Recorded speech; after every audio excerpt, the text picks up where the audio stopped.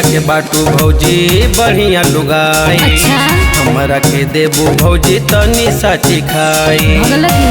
अरे तनी साची खादा। भैया के बाटू भौजी बढ़िया लुगाई। हमरा के देबू भौजी तनी साची खाई। तोहरा फंक्शन पर छानल रसदार बुनिया। तोहरा ढोलिए पे छानल रसदार बुनिया। साइज अलगाई अलगा बनल बा, खाए खातिर लोगवा तनल बा। साइज अलगाई अलगा बनल बा, खाए खातिर लोगवा तनल बा।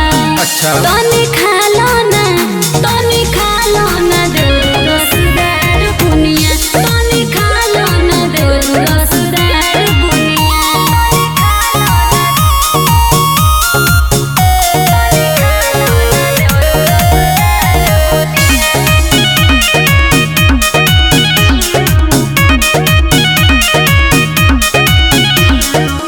होठ लाल लाल भौजी जैसे रस बुनिया।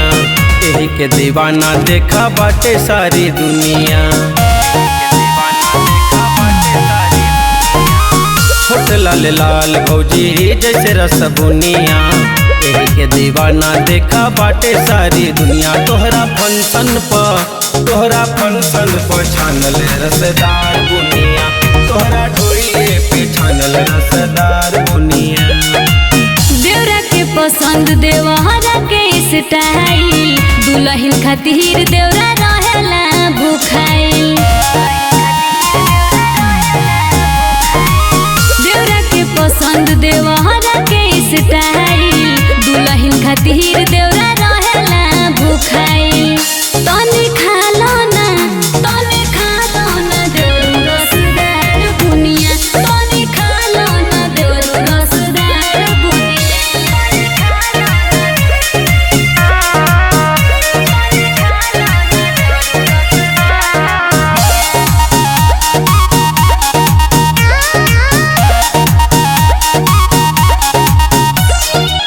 दुर्ग विजय के घरे छौले खुशहाली।